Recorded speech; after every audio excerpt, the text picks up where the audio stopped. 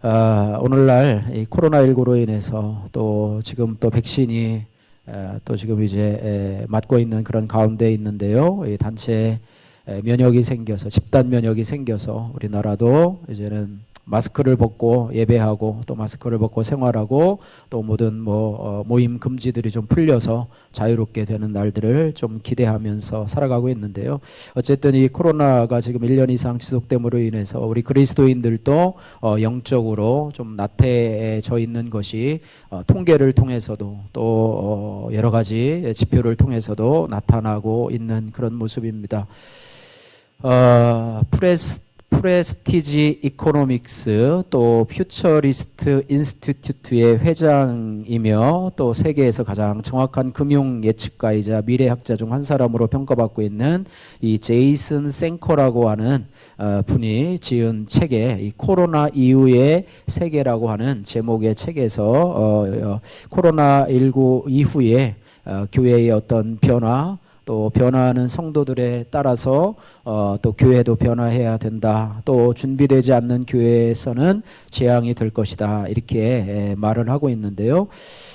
물론 이 책에서 교회의 미래에 대한 얘기는 하고 있지 않습니다. 하지만 코로나 이후에 교회에도 많은 변화가 일어나게 될 것이다. 이전 상태로 그대로 돌아가리라고는 예측할 수가 없고요. 많은 변화가 일어나게 될 것이다. 그리고 성도들도요, 세상 속에서 살아가게 되는데요. 세상의 변화에 따라서 성도의 삶도 변화할 수밖에 없을 것이다. 그리고 변화하는 세상과 성도의 삶에 따라서 교회도 변화돼야 된다. 물론 본질적인 것은 변화되지 않지만은요, 비본질적인 면들은 변화해야 된다. 이렇게 말하고요. 변화되지 않는 교회는 도태될 수밖에 없다. 이렇게 예언을 하고 있습니다. 또한 코로나19가 끝난다고 해도 또 다른 바이러스가 공격해 올지도 모른다. 지금 영국발 변이 바이러스 또 다른 어떤 변종 바이러스들이 또 지금 나오고 있지 않습니까? 교회는 그래서 거기에 맞는 그런 맞는 대비를 이번 기회를 통해서 해야 할 것을 말하고 있고요. 위기가 준비된 교회에게는, 위기에 대해서 잘 준비한 교회에게는 기회가 되지만 준비되지 않는 교회에는 재앙이 될 수 있음을 기억해야 된다. 이렇게 말하면서 이 제이슨 생커는 하나님의 백성된 우리가 가장 잘 준비해야 될 미래가 무엇인가 하면서 코로나를 잘 준비하는 게 아니고요. 여러분, 예수님의 다시 오심, 예수님의 재림을 잘 준비해야 된다. 이렇게 말하고 있습니다. 베드로전서 4장 7절 말씀에 만물의 마지막이 가까이 왔으니 그러므로 너희는 정신을 차리고 근신하여 기도하라. 이 말씀을 제시하고 있습니다. 그래서 만물의 마지막이 이제는 더 가까이 왔다. 환경 오염에 대한 부분들, 그죠? 지금 우리 전 세계에 가장 관심 있는 부분이 코로나19이기도 하지만 그보다도 더 관심을 갖고 있는 것이 뭐냐면 이 기후변화입니다. 기후변화. 오존층이 파괴되고 또 그러면서 북극에 또 남극의 얼음들, 빙하들이 녹아져 가면서 또 해수면이 높아져 가면서 이상 기온들이 많이 발생하면서 우리가 살고 있는 이런 지구 전체가 이제는 위협을 받고 있는 이런 상황이 발생하고 있는데요.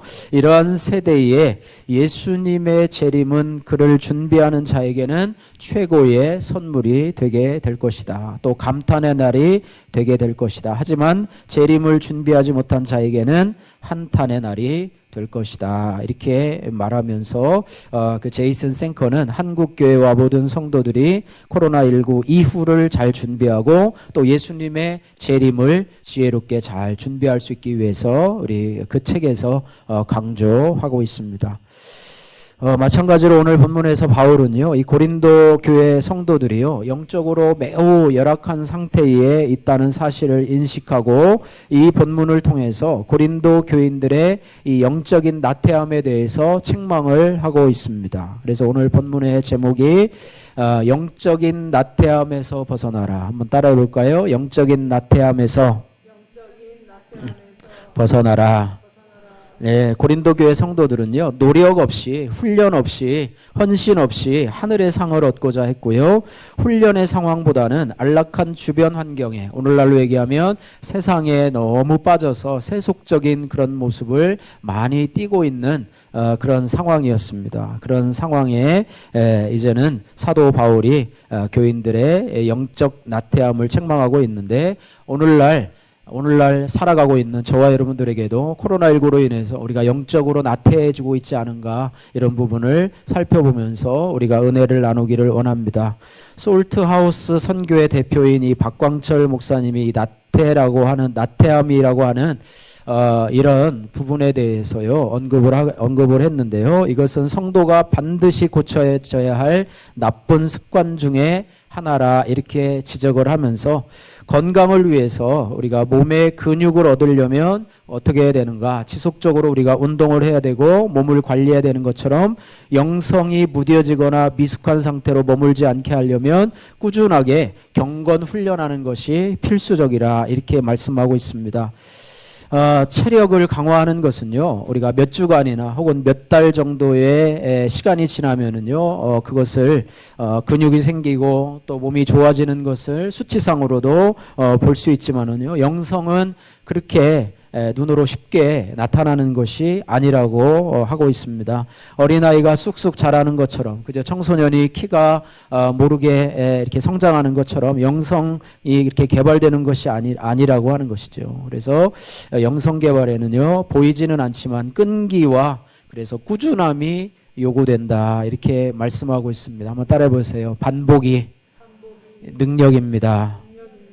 반복하는 거. 운동도요, 반복하는 것이 가장 좋아요. 습관적으로 반복하는 것이 좋은 것처럼, 그러나 반복이 어려운 것은 뭐냐면 좀 지겹다는 거예요. 또 하고 또 하고 그 다음날 또 하고 또 하고 또 하고, 이것이 참으로 어렵지만은요, 그것이 영성과 체력을 기르는 데는 그것이 참으로 능력이라고 하는 것입니다. 그래서 경건 훈련에 나타나야 한 사람은 결코 영적으로 민감하거나 성숙해질 수 없다라고 하는 것입니다. 한번 따라해 보세요.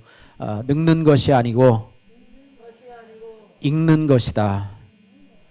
영적으로 성숙하는 사람은요, 우리가 육체적으로는 늙어가는 것이지만은 영적으로는 우리가 더 익어져 가는 것이다. 그죠? 벼가 요즘에 모내기 처리되어서 모내기를 하는데요, 모가 자라면서 고개를 숙이게 되고 이제는 그런 어떤 벽실을 맺는 것처럼 우리도 더 익어가는 것이다, 이렇게 말씀하고 있습니다. 그래서 나태함을 반드시 고쳐야 된다라고 하면서 바울은 이제 그것을 지적하면서 그 시대에, 고린도 교회 시대에 흔히 볼 수 있었던 운동 경기의 예를 들어서 이런 부분을 비교하면서 설명을 하고 있습니다. 첫 번째로 오늘 24절 말씀에 운동 경기를 비유하면서 우리들의 나태함에 대해서 책망을 하고 있습니다. 24절 말씀 우리 같이 한번 읽어보도록 하겠습니다. 24절 말씀 같이 읽겠습니다. 운동장에서 다름질하는 자들이 다 달릴지라도 오직 상을 받는 사람은 한 사람인 줄을 너희가 알지 못하느냐? 너희도 상을 받도록 이와 같이 다름질하라. 아멘. 예. 운동 경기를 비유를 하면서요, 당시 고린도 지역에는 2년마다 한 번씩 그 이스미안 경기라고 하는 그런 경기가 열렸다고 합니다. 주로 이 경기에서는 격투기나 혹은 경마 등이 진행되었다고 하는데요, 참가하는 선수들은 1등을 목표로 열심히 연습하고 훈련을 하는데 한 10개월 정도를 훈련을 했다고 그래요. 우리 지금 도쿄 올림픽이 지금 열릴지 안 열릴지 모르겠지만 앞으로 얼마 남지 않았는데요, 예선전도 벌어지고 또 올림픽에 참여하는 선수들은 지금 무슨 백신을 맞고 이렇게 하면서 열심히 준비하고 있는데요, 이들도 그냥 참가에 의의를 두고 하는 사람도 있겠지만은요, 대표 선발전을 거쳐서 또 예선을 거쳐서 지역 예선을 거쳐서 올라온 사람들이기 때문에 메달권에 들 수 있도록, 더 나가서는 금메달을 딸 수 있도록 위해서 훈련하지요. 그냥 참가만 하는 거지 뭐 하면서 빈둥빈둥 놀고 밖에 가서 할 일 다 하고 이런 사람은 아마 한 사람도 없을 것입니다. 아마 태능선수촌에서 열심히 아마 일을 하게 될 것입니다. 당시 운동 경기에서 승리를 하면요, 오늘날처럼 연금을 주거나 상금을 주거나 메달을 주거나 하지 않고요, 명예를 상징하는 월계관을 주었다고 합니다. 그래서 월계관을 주었는데 그 명예를 상징하는 월계관을 얻도록 어떻게 보면 그것을 얻도록 최선을 다하게 되는데 오늘날 우리들도 마찬가지로 1등을 목표로 하는 그리스도인들은 어떤 것을 목표로 하느냐 월계관을 목표로 명예를 목표로 하는 것이 아니라 썩지 아니할 면류관을 위해서 최선을 다하도록 하라 이렇게 말하고 있습니다. 그래서 우리 살아가는 모든 사람들이 우리 그리스도인 말고 이 땅을 살아가는 사람들도요 나름대로 뭔가 목표를 갖고 살아가고 있지 않습니까? 그죠? 목표를 갖고 살아가요. 돈을 모으는 거라든지 아니면 일정한 어떤 명예에 도달한다고 하는 건지 어떤 직분에 도달한다고 하는 건지 여러 가지 어떤 목표를 가지고 그렇게 살아가고 있습니다. 그런데 우리도 운동선수가 이렇게 1등을 목표로 해서 달려가는 것처럼 우리 그리스도인들도 나름대로 우리 삶을 통해서 목표를 이루어 가야 되는데요. 일반적인 목표는 뭐냐면 하나님 나라의 확장을 위해서 살아가고 또 하나님 나라가 잘 세워지고 또 우리의 삶을 통해서 하나님의 영광이 드러나는 그런 목표를 가지고 우리가 살아가고 있는데요. 데살로니가전서 4장 3절과 디모데전서 4장 5절에 그리스도인의 삶의 목표라고 하는 그런 설교에 우리 그리스도인들의 삶의 목표가 뭘까라고 하는 설교에서 핵심 내용으로 뭐를 얘기하고 있냐면 우리가 예수님을 믿는 목적이 뭐냐 그 하나는 영혼의 구원이다 이렇게 말하고 있습니다. 전적으로 동감을 합니다. 영혼의 구원이 뭡니까? 우리의 영혼이 지옥 가는 곳에서 구원받아서 어디 가는 것이에요? 천국 가는 것입니다. 우리가 여러분이 주일날 예배 나오고 또 말씀을 보고 또 이렇게 경건의 훈련을 하고 또 헌금을 하고 봉사를 하고 하는데 우리가 최종 목표가 뭐냐? 천국에 가야 돼요. 구원을 얻어야 돼요. 내 영혼이 구원을 받아야 되는 것 이것이 너무너무나 확실한 일입니다. 그죠? 너무나 확실한 일이고요. 이것을 부인할 수 있는 사람은 아마 한 사람도 없을 것입니다. 열심히 예수 믿어서 지옥 간다고 하면 그것은 잘못된 것이죠. 그래서 요한일서 2장 25절의 말인가 그가 우리에게 약속하신 약속이 이것이니 곧 영원한 생명이라 이렇게 말씀을 하고 있습니다. 그런데 또 베드로전서 1장 9절에도 믿음의 결국 곧 영혼의 구원을 받음이라 이렇게 말씀하고 있습니다. 우리는 우리의 영혼이 죽었던 영혼이 살고 영원히 천국에서 살기 위해서 예수님을 믿는 것입니다. 그래서 우리가 살아가는 목숨보다도 더 소중한 것이 무엇이냐면 영원한 생명을 얻는 것, 영원한 천국의 시민권이 되는 것 이것이 바로 우리의 신앙생활의 목적이라고 하는 것입니다. 그래서 이것을 위해서 우리가 열심히 달려가고 있는데요. 하나님이 보시기에 우리에게 어떤 목표를 가지고 있을까? 반대로 우리를 향한 목표는 영혼 구원인데요. 하나님이 우리를 볼 때 하나님도 물론 영혼 구원이겠죠. 우리의 영혼을 구원하는 건데 이 땅을 살아가면서 우리가 어떤 목표를 가지며 살아갈 수 있을까? 그 설교에서 뭐라고 얘기를 하고 있냐면 하나님의 성도를 향하신 뜻은 성도의 거룩함이다 이렇게 말씀을 하고 있습니다. 성도의 거룩함이다. 하나님은요 하나님의 백성인 우리가 이 땅에서 거룩한 백성이 되기를 원하십니다. 할렐루야.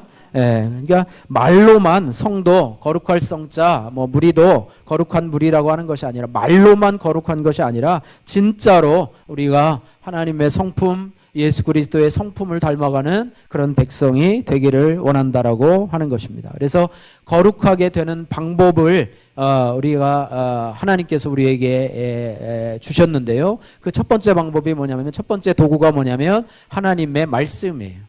하나님의 말씀이에요. 그래서 하나님의 말씀 베드로전서 1장 23절 말씀에 너희가 거듭난 것이 썩어질 씨로 된 것이 아니요 썩지 아니할 씨로 된 것이니 하나님의 살아있고 항상 있는 말씀으로 되었느니라 이렇게 말씀하고 있습니다. 히브리서 4장 12절에 하나님의 말씀은 살았고 운동력이 있어서 좌우의 날선 어떤 검보다도 예리하여 혼과 영과 및 관절과 골수를 찔러 쪼개기까지 하며 또 마음의 생각과 뜻을 감찰하나니 이렇게 말씀하고 있습니다. 또 하나 하나님의 말씀에 대해서 설명한 중요한 구절이요. 디모데후서 3장 15절에서 17절 말씀인데요.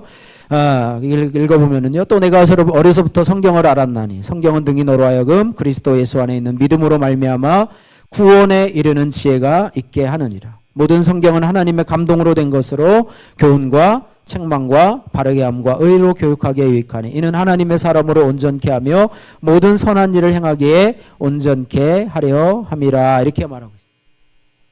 우리가 하나님 앞에 거룩함을 유지하기 위해서 하나님의 말씀을요 매일매일 읽고 그 말씀을 묵상하며 그 말씀을 중심으로 살아가야 거룩한 길을 걸어갈 수 있다라고 하는 것입니다. 우리도 매일 성경 프로젝트를 통해서 여러분 우리 교회 나름대로 하고 있는데요. 여러분 아무것도 아닌 것 같지만 여러분들요 아침에 유튜브로 생방송되는 여러분 새벽 기도를 참여하시길 바랍니다. 여러분이 전에는 여러 가지 형편사정 때문에 교회에 나오지 못했지만요. 코로나19로 인해서 우리 교회에 준 선물이 바로 유튜브예요. 그죠? 여러분들이 이제는 핑계거리가 없어졌어요. 뭐 그래요. 그러니까 여러분들 반드시 여러분 참여하셔서요. 경건 생활을 유지하시고요. 또 매일매일 말씀 쓰는 것, 또 여러분이 우리가 한 달마다 또 이렇게 하는 한 달마다 쓰는 성경 쓰기, 또 이런 어떤 말씀에 대한 여러분 구체적인 것들을요, 여러분이 꼭 참여하시고요. 꼭 참여하셔서 이런 부분에 대해서 여러분이 감당하시기를 바랍니다. 또 거룩하게 되는 두 번째 방법은요, 기도를 하나님께서 우리에게 주셨는데요. 말씀과 기도로 거룩하여 지민이라 이렇게 말씀하고 있습니다. 기도하면 나의 영혼이 살고 기도하지 않으면 죽는다고 해도 과언이 아닐 정도로 죽지는 않습니다. 그러나 죽는다고 기도하지 않으면 내 영혼이 죽습니다 라고 하는 말이 지나치지 않을 정도로 기도하지 않으면 기도를 여러분 뭐라 그럽니까? 기도를 다른 말로 영혼의 호흡이라고 하지 않습니까? 여러분 숨 쉬지 않으면 여러분 죽어요. 죽습니다. 숨이 막혀서 죽습니다. 그런 것처럼 기도하지 않으면 기도함으로 거룩하게 됩니다. 하나님과의 관계가 친밀하게 되는 것은 기도를 통해서이고요. 하나님을 사랑하면 기도합니다. 그리고 하나님을 사랑하지 않는 사람은 그럼 어떻게 할까요? 기도하지 않습니다 라고 하면 좀 여러분이 나는 그래도 하나님을 사랑하는데 기도는 안 해도 나는 하나님을 사랑하는데 이렇게 할 수도 있지만은요 기도하면 사랑합니다. 그리고 또 하나님을 믿으면 예수님을 믿으면 기도합니다. 그것이 바로 우리의 모습이라고 하는 거예요. 또 하나님을 믿지 않으면 기도를 하지 않아요. 그래서 우리가 하나님을 더 바로 알게 하나님의 뜻을 분명히 알게 되려면 우리가 기도해야 된다라고 하는 것입니다. 그래서 하나님의 우리에게 대한 뜻이 거룩함인데 이 거룩함을 이루어서 말씀과 기도로 거룩함을 이루어서 하늘의 상을 받도록 할렐루야. 이 거룩함의 정도에 따라서 거룩함의 수준에 따라서 부끄러운 구원을 받고 간신히 불 가운데서 구원을 받는 사람과 정말로 예수님의 형상까지 이루어져가는 그런 근접한 데까지 이루어져가서 하나님의 거룩함을 말씀대로 살아가는 그런 모습 가운데서 살아가는 모습을 통해서 하늘의 상이 우리에게 있을 것을 통해서 우리가 운동선수가 1등을 위해서 열심히 달려가는 것처럼 우리가 하늘의 상을 바라보면서 말씀과 기도로 거룩함을 이루어가는 여러분들 되시기를 바랍니다. 내가 코로나19로 인해서 예배에 참여하는 것이 부족하고요. 또 코로나19로 인해서 지금 또 거의 한 교회에 한 20% 30% 정도는 교회에 나오지 않고요. 또 유튜브로 예배를 참석하느냐 또 참석하지도 않아요. 또 헌금 생활도 안 하고요. 기도 생활도 안 하고 이렇게 해서 그냥 죽어져 갑니까? 참 안타까운 모습이에요. 기도할 수밖에 없는 이런 상황들 속에서 여러 가지가 있는데요. 우리가 나태하지 아니하고 여러분이 그럼에도 코로나 상황하고는 아무런 관계없이 우리가 반복적으로 습관적으로 운동선수가 열심히 하고 하는 것처럼 말씀 가운데 우리가 해야 열심으로 감당해서 우리의 거룩함을 이루시고 하늘의 상을 차지하시는 여러분들 되시기를 주님의 이름으로 축복합니다. 히브리서 11장 6절 말씀 보시면은요. 하나님은 어떤 하나님이신가? 상 주시는 하나님이십니다. 상 주시는 하나님. 할렐루야. 이 땅에서 상이 아니라 하늘의 상을 사모하시는 여러분 되시기를 바랍니다. 믿음이 없이는 기쁘시게 못하나니 하나님께 나아가는 자는 반드시 그가 계신 것과 또한 그가 자기를 찾는 자들에게 상 주시는 이심을 믿어야 할지니라 이렇게 말하고 있습니다. 상 주시는 하나님을 여러분들 믿으며 의지하며 바라보며 나가시는 여러분 각자의 위치에서 여러분 자신에게 주신 재능과 은사대로 하고요. 여러분들 오늘 상 주시는 하나님을 여러분들이 믿음으로 바라보면서 나가는 저와 여러분들 되시기를 바랍니다. 여러분이 이렇게 예배의 자리에 나온 것도 아마 하나님께서 우리들에게 은혜를 베풀어 주신 줄로 믿습니다. 여러분이 아마 이곳에 나온 것도 하나님이 다 기억하시고 또 하나님의 상으로 채워 주실 줄로 믿습니다. 두 번째로는요. 이런 것을 하늘을 위해서 우리가 어떤 삶을 살아야 되느냐 이런 부분입니다. 오늘 25절 말씀 우리 같이 한번 읽어보도록 하겠습니다. 25절 말씀 같이 읽겠습니다. 이기기를 다투는 자마다 모든 일에 절제하나니 그들은 썩을 승리자의 관을 얻고자 하되 우리는 썩지 아니할 것을 얻고자 하노라. 아멘. 하늘의 상을 우리가 바라기를 원하는 것, 이것이 뭐냐면 이기기를 다투는 자마다 어떻게 하냐면 따라해보세요. 모든 일에 절제하나니. 할렐루야. 예, 이기기를 다투는 자마다 모든 일에 절제하나니 이렇게 말하고 있습니다. 오늘 운동 경기 하는 운동 그 선수들을 비유를 통해서 하고 있는데요. 이 절제라고 하는 것은 운동 경기에 참여하는, 올림픽에 참여하는 사람도 마찬가지겠죠. 모든 운동 경기에 참여하는 모든 선수들이요 늘 절제하는 삶을 살아갑니다. 특별히 체급이 있는 우리 선수들은요, 그 체급에 그거를 맞추기 위해서요, 얼마나 하는지요. 그 개체량에 통과하기 위해서 얼마나 노력을 하고요, 그렇게 하는지 모르겠습니다. 그래서 그렇게 하는데, 이 절제라고 하는 단어는요, 이 고대 그리스의 운동 경기자들이 사용했던 전문 용어라고 합니다. 그래서 그들은 통상 10개월 가량의 고된 훈련을 그 운동 경기에 참여하기 전에 받았고요, 또 음식이나 또 오락이나 혹은 기상하는 시간, 잠자는 시간 이것까지도 철저하게 통제를 받아가면서 그 운동 경기에 임해야 했다는 것입니다. 이렇게 해서 얻을 것이 뭐냐? 썩을 승리자의 관이라고 이렇게 표현하고 있습니다. 25절에 말씀하면은 뭐라고 하고 있습니까? 이기기를 다투는 자마다 모든 일에 절제하나니 그들은 썩을 승리자의 관을 얻고자 하되. 아까 얘기하지 않습니까? 그죠? 그들이 얻을 것은 뭐라고 그랬어요? 나뭇잎을 월계수관을 엮은 그런 그것으로 관을 만들어서 그 머리에 씌워주는 것, 그 이상은 아무것도 없어요. 명예 외에는 아무것도 없어요. 시간이 지나고 집에다가 그 월계수관을 갖다 놓으면 그것이 다 시들어서 나중에는 버릴 수밖에 없는. 전에 메달을 탄 사람도 그렇더라고요. 메달이 오래 지나면요, 도구문한 메달은요 녹슬어지더라고요. 녹슬어요. 진짜 금메달은 오래 가지만 도구문한 것은 나중에는 녹슬어서 별 볼 일 없게 되더라고요. 그런 것들이 있었는데요.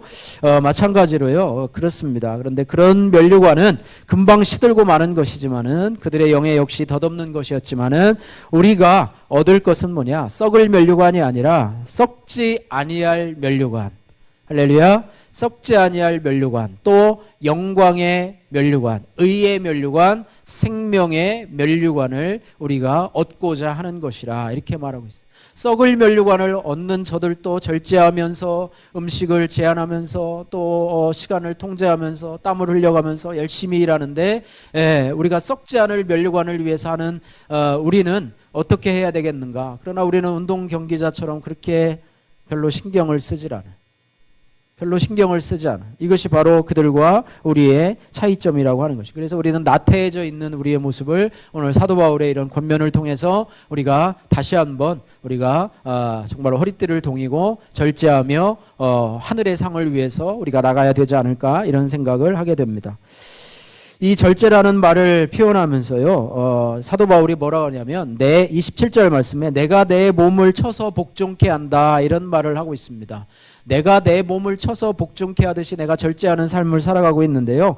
이는 권투 선수들이 상대방의 얼굴 부위를 공격하는 광경을 묘사한 말인데요. 바울은 이러한 권투 시합을 연상하면서 싸울 대상이 자기 자신의 몸이다 이렇게 이야기를 하고 있습니다.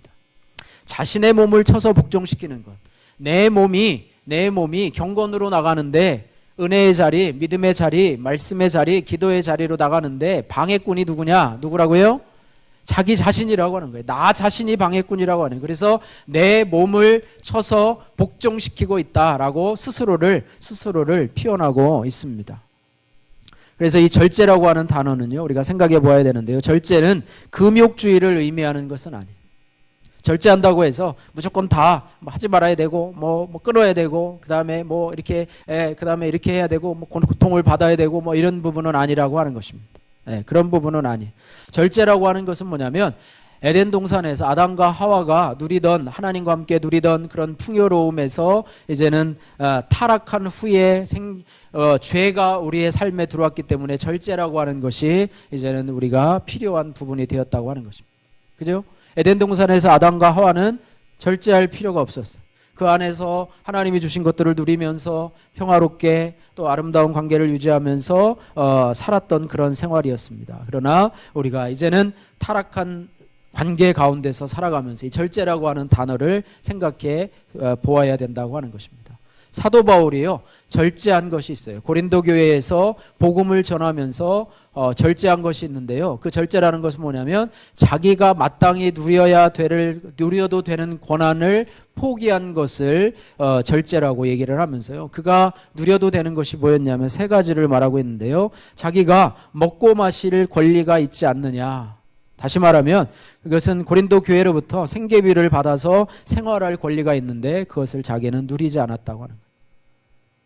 또 하나는 뭐냐면 아내를 데리고 다닐 권리가 있는데도 그럼에도 불구하고 그는 아내를 데리고 독신으로 살았잖아요. 그죠? 뭐 베드로나 이런 사람들은 아내를 데리고 다닐 그런 권한, 또 교회로부터 가족을 부양받을 권한이 있는데도 그것을 포기했고요. 또 셋째는 일하지 아니할 권리가 있어요. 그죠? 일하지 아니할 권리가 있는데도 교회에서 생계비를 주니까 일하지 않을 권리가 있는데도 그는 고린도 교회에서요, 브리스길라와 아골라와 함께 이 천막을 짓는 텐트 메이커로서의 역할을 1년 6개월 동안 일을 하면서 자신의 생활비를 벌어가면서 생활을 했던 그런 모습을 보면서 왜 그렇게 자신의 권리를 포기하게 되었는가, 이 부분에 대해서 얘기를 하고 있는데요. 그것은 뭐냐면 그리스도의 복음을 전하는데 자신이 방해가 되지 않도록, 그리스도의 복음을 전하는데 자신이 걸림돌이 되지 않도록 자유를 포기했다, 이렇게 말씀하고 있습니다. 이것이 바로 절제라고 하는 거예요. 할 수 있음에도 불구하고 하지 않는 것, 먹을 수 있음에도 불구하고 먹지 않는 것, 내가 쓸 수 있음에도 불구하고 하나님 나라를 위해서 내가 포기하는 그런 부분들, 내가 다른 곳에 갈 수 있음에도 불구하고 하나님의 예배의 자리에 나오는 것, 이런 것들도 마찬가지로 절제라고 하는 것입니다. 복음을 위해서 나의 권리를 포기하는 것, 하나님의 교회를 위해서 나 자신의 권리를 포기하는 것, 이것이 바로 하나님이 우리에게 주실 상급이다, 이렇게 말하고 있습니다. 내가 누릴 것 다 누리고 할 것 다 하고 하면서 하나님 나에게 상급 주세요 라고 한다는 것은 말이 안 된다라고 하는 것이죠. 그래서 복음을 위한 권리 포기, 이것이 바로 자랑이고, 또 포기함으로 인해서 기쁨과 감사가 기쁨과 감사가 우리에게 주시는 것, 그것이 바로 하나님께서 주시는 상이고, 또 하나님께서 우리에게 나중에 그것으로 인해서 우리에게 상을 주게 될 것이다, 이렇게 말씀을 하고 있습니다. 그래서 이기기를 다투는 자마다 모든 일에 절제하나니, 운동선수가 절제하고 금메달을 위해서 최선을 다하는 것처럼 우리는 천국의 상을 놓고 하기 위해서 우리가 절제하면서 하나님 앞에 믿음으로 나가는 것이라고 하는 것입니다. 그래서 경건의 훈련을 하기 위해서 우리 자신이 절제해야 될 것이 무엇인가, 말씀과 기도 생활 또 전도 생활을 하기 위해서 우리가 절제해야 될 것은 무엇인가, 내가 마땅히 누려야 될 권리를 포기해야 될 것이 무엇인가, 이런 부분들을 우리가 생각해 보시는 여러분들 되었으면 좋겠습니다. 세 번째로요, 우리가 온전한 목표와 방향을 설정해야 되는데요. 그런 부분에 대해서 오늘 26절에서 말씀해주고 있습니다. 26절 말씀 같이 한번 읽겠습니다. 그러므로 나는 다름질하기를 향방 없는 것 같이 아니하고 싸우기를 허공을 치는 것 같이 아니하며. 아멘. 예, 두 가지를 얘기하는데요. 고린도 교인들이 그렇게 대충 살지 말고 온전한 삶의 목표와 방향을 설정하고 살아가라, 이렇게 이야기하고 있습니다. 그러면서 자신은 어떻게 살아가고 있는가? 다름질하기를 향방 없는 것 같이 아니하고, 다름질하기를 향방 없는 것 같이 아니하고, 이 향방이란 단어 반대로 얘기하면 방향이라고 얘기를 하죠. 그죠? 우리가 흔히 속도보다는 방향이 중요하다, 이런 말을 여러분 세상에서도 많이 쓰지 않습니까? 그죠? 속도보다도 방향이 중요하다, 이렇게 말하고 있는데요. 세상의 사람들은요, 속도에 많이 중심을 가지고 있습니다. 속도, 아침에 일찍부터 저녁까지 열심히 일하고요. 자기가 어쨌든 최선을 다해서 일합니다. 목표를 가지고, 나름대로의 목표를 가지고 일하는데 나중에 가다 보면 방향이 잘못되어 있어요. 방향이 잘못되어 있어. 정말로 평생토록 내가 우리 자녀들을 위해서 열심히 일하고 열심히 해가지고 또 뭐 인생의 목표를 정하고 나름대로 열심히 해갔는데 나중에 병들고 정말로 몸이 연약해지고 인생의 마지막 날이 오면 내가 뭐를 위해서 살았는가라고 하면서 자신의 삶에 온 것을 볼 때 참 아무것도 없는 것을 보면서 정말로 아무것도 없는 것보다 허무한 삶을 정리하게 되는 것을 보게 되면서 우리가 방향을 좀 잘 설정을 하고요. 그래서 우리 그리스도인들은요, 방향을 잘 설정하고 그 다음에 천천히 걸어가도 괜찮아요. 방향을 잘 설정하고 거기에서 나름대로 여러분이 최선을 다해도 나중에 후회가 없는 것이 뭐냐면, 우리에게는 의의 면류관, 아까 얘기한 것처럼 썩지 아니할 면류관, 영광의 면류관을 위해서, 하늘에 썩어지지 않을 상을 위해서 우리가 달려가기 때문에 방향 없는 것처럼, 운동하는 선수가요 결승점을 바라보고 달려야 되지 않아요. 그죠? 근데 결승점이 자꾸 바뀌어요. 여기로 뛰어가다가 거기가 결승점인 것 같은데 가다 보니까 아니야. 그래가지고 또 저쪽으로 뛰어요. 저쪽으로 또 가요. 가보니까 또 아니야. 이쪽으로 가요. 그렇게 하면서 평생토록요 목표를 자꾸 바꿔요. 여기 갔다가 여기 갔다가 여기 갔다가 여기 갔다가, 그래가지고 이제는 노년이 되면 내가 무엇을 향해서 인생을 살아왔는가 후회해도 소용이 있어요, 없어요? 나중 되면 후회해도 소용이 없어요. 이제는 이제 목표를 정하고 뛸 수 있는 그런 날이 없어요. 나중에 이제는 자신의 생명이, 목숨이 다 하는 날, 나는 이제 뭘 하고 왔던가, 내가 이제 무엇을 위해서 살아갔던가, 이렇게 하면서 후회해도 소용이 없습니다. 믿지 않는 사람들은요, 자신의 어떤 뭐랄까요, 나 자신의 자아 실현을 위해서 이제는 살아가자.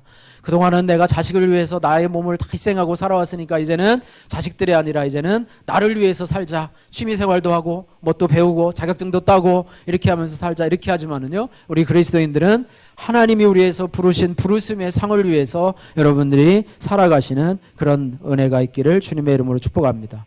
또 한 가지는요, 26절에 보면은 싸우기를 허공을 치는 것 같이 아니하며, 이렇게 말하죠. 아까 이스미안 거기에서 격투기가 있지 않습니까?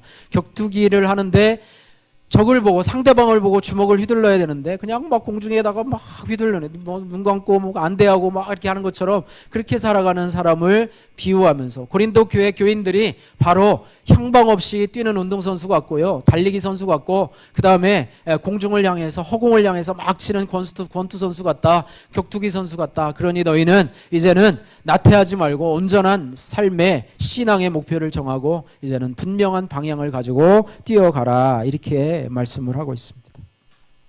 그러면서 사도 바울은 자기가 향방 없는 자 같이 살지 않겠다 얘기하고 있습니다. 그 당시 고린도 교회에는요, 만연해 있던 두 가지 사상이 있는데, 고린도 성도들이 어떤 사상을 가지고 있냐면 개인주의 사상을 가지고 있습니다. 여러분, 코로나가 우리에게 안겨준 것이 뭐냐면 개인주의예요. 개인주의. 성도들도요, 이제는 모이기에 잘 힘들어요. 마스크를 쓰고 있다 보니까, 또 서로 간에 어떤 교제들이 없다 보니까 요즘에는 뭐예요? 줌으로, 저도 내일 강의를 줌으로 하게 되는데요. 줌으로 하게 되는데 좀 부담스러워요. 저희 조가 7명인데 그분들과 어떻게 대화를 나눌지, 또 어떻게 또 이야기를 해야 될지, 그런 부분들이 부담돼서 이제 기도를 하고 있는데, 어쨌든 그래요. 개인주의 성향이 강하다 보니까요, 나만 구원받으면 되지, 나만 예수 믿으면 되지 않은 그런 생각들이 고린도 교인 성도들에게 있다는 말이죠. 또 하나는 뭐냐면 세속주의예요. 세속주의. 세상과 이렇게 짝하는 모습들이 있어요. 세상에 깊이 관여가 되어 있어요. 세상에 쾌락에 관여가 되어 있어요. 경건하지 않아요. 혼합주의로 살아가게 된다는 거예요. 그래서 세상 사람들도 역시 개인주의예요. 개인주의면서, 그러면서도 공동체를 갈망을 하는 마음이 있지만 근본적으로는 내가 살아야지 되는 것, 내가 살아야 되고 그 다음에 그 재미는 하나님과의 신앙의 관계에서 누리는 게 아니라 세상에서 쾌락을 누리고 있다. 주말만 되면 그러잖아요. 주말만 되면 많은 사람들이 외곽으로 가고 거기에서 뭔가 위로를 얻어야 되고 이런 부분이기 때문에, 이런 고린도 교회에 만연된 이 개인주의와 세속 정신이 뭐냐면 향방 없는 성도의 모습과 같다, 이렇게 말합니다. 방향감을 상실하고 목표감을 상실한 이런 성도의 모습이 바로 고린도 교회의 성도의 모습이다. 그래서 너희들이 온전한 방향을 설정하고 나태하지 말고 정신을 차리고 신앙의 경주를 하라, 이렇게 말씀을 하고 있습니다. 그래서 사도 바울도요, 27절 말씀에 내가 내 몸을 쳐서 복종하게 함은 내가 남에게 전파한 후에 자신이 도리어 버림을 당할까 두려워함이로라, 이렇게 말하고 있습니다. 사도 바울이요, 자신이 뭐 구원을 받지 못한다는 그런 얘기가 아니에요. 그런 말이 아니고요, 구원을 잃어버릴까 그런 의미가 아니고요, 기껏 사역을 하고서 남에게 복음 전파를 하고 내가 주님을 위해서 열심히 하고 나서 자신이 거룩하지 못해서 경건성을 잃어버릴까 봐, 남들에게 좋은 일을 많이 하는데 자신의 거룩성을 잃어버려서 나중에 하나님 앞에 받을 상이 전혀 없을까 봐 나 자신을 쳐서 복종해서 말씀과 기도로 우리 자신이 경건의 훈련을 해야 된다는 것입니다. 아마 목회자에게 가장 아마 많은 설교를 하고 또 그대로 살지 못하는 부분들이 참 많이 있지 않습니까? 예, 그런 부분이에요. 여러분, 간디에게 어느 어머니가 그 아들을 가지고 데리고 와서요. 간디에게 그런 말을 했다. 우리 아이가 설탕을 너무 많이 먹어서 간디 선생님 우리 아이에게 좀 설탕을 좀 끊으라고 좀 얘기를 해달라고 그랬더니 간디가 일주일 후에 찾아오라고 그랬대요. 왜 그랬냐니까 간디도 설탕을 너무 좋아했대. 좋아하는데 그 아이에게 설탕 끊으라고 얘기할 수가 없어가지고 일주일 동안 자기도 설탕을 끊었대요.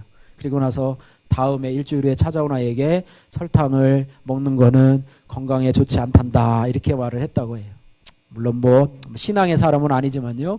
나 자신이 먼저 중요해. 자녀들에게 이렇게 해라 하기 전에 내가 먼저, 공부해라 하기 전에 가서 뭐 해라 하기 전에 내가 먼저, 독서해라 책 좀 봐 하기 전에 내가 책을, 네가 뭐 좀 해라 하기 전에 이렇게 좀 할 수 있는, 자신이 좀 본을 보일 수 있는. 사도 바울도 그런 말, 남에게 예수 믿으라고 전하고 막 이렇게 하나님의 상을 위해서 살아라고 하고 정작 자신은 그렇게 하지 않는다면 자신이 나중에 하나님 앞에 가서 받을 상이 없다는 것을 생각하면서 자신을 쳐서 복종하게 하는 그런 모습을 보이고 있다는 것을 보게 됩니다. 그래서 우리 자신들도요, 남에게 하고 있지만 그런 부분이 개인주의적인 거는 아니에요. 이기주의적인 면은 아니에요. 그럼에도 불구하고 나 자신의 영혼 구원에 대해서, 나 자신의 상급에 대해서 우리 먼저 챙기고, 나 자신을 먼저 사랑하고 그 다음에 누구를 사랑해야 돼요? 이웃을 사랑해야 돼요. 내 자신을 먼저 챙기고 그 다음에 자녀들도 사랑하고 이웃들도 사랑해야 돼요. 나는 버려두고 다른 사람만 잘 되지 않은 그런 건 이타주의가 아니라요, 그거는 잘못된 생각이라고 하는 거예요. 내가 먼저 사랑하고 내 이웃을 누구처럼 사랑하라고 해요? 내 이웃을 내 몸과 같이 사랑하라. 내 몸을 먼저 사랑하는 만큼 다른 사람도 사랑할 수 있게 된다라고 하는 것입니다. 할렐루야. 이것이 바로 하나님이 우리에게 주어진 구원의 원칙이라고. 네 자신이 먼저 하나님 앞에 바로 서고 그것들을 다른 사람에게 흘러넘쳐서 그들도 그렇게 살아가게 하라. 이것이 바로 우리의 삶의 원칙이라고 하는 것입니다. 우리 그리스도인들이 운동선수 많지도 못한, 그죠? 예, 운동선수 많지도 못한 그런, 그들은 썩을 면류관을 얻고 그런 메달을 얻고자 최선을 다하지만요, 우리는 하늘의 영원한 상급을 위해서 절제하지 않고 또 자신을 쳐서 복종시키지도 않고 세상에서 나태하고 안일하게 살아가고 있고, 코로나19로 인해서 이제는 더 나태해져서 심지어는 믿음에서 떨어져 나가는 많은 성도들도 있는 현실을 보게 됩니다. 코로나19가 지나고요, 걱정을 하더라고요. 뭐 한 1000명 되는 교회 목사님이 몇 명이나 교회로 돌아올까? 1000명 출석했는데 지금은 다 온라인으로 보잖아요. 그런데 그렇대. 10,000명 되는 교인도요, 온라인에 접속하는 성도들은 2,000, 3,000명도 안 된대요. 그 중에서도요, 다른 교회 교인들이 와서 접속하잖아요. 몇 명 시청 중, 이게 성도들의 출석 교인하고도 안 맞는데요. 제적하고는 전혀 안 맞겠죠. 몇 명이나 돌아올지 모른다는 거예요. 코로나19로 인해서 떠내려가는 성도들이 많고요, 믿음을 잃어버린다고 하면 정말로 자신에게 손해가 되지 않겠습니까? 성도라는 이름뿐이 아니라요, 우리가 경건의 모양이 아닌요, 경건의 능력을 소유한 여러분들 되시기를 바랍니다. 예, 큰 교회에 있다고 경건의 능력을 소유하는 것도 아니고, 작은 교회에 있다고 능력을 소유하지 못하는 것도 아니고요, 여러분 개인적으로 교회에 소속돼서 말씀과 기도로 하나님 앞에 여러분이 하나님이 우리에게 요구하시는 거룩함의 능력을 소유하면서 하늘의 상을 사모하며 살아가는 여러분들 되시기를 주님의 이름으로 축복합니다.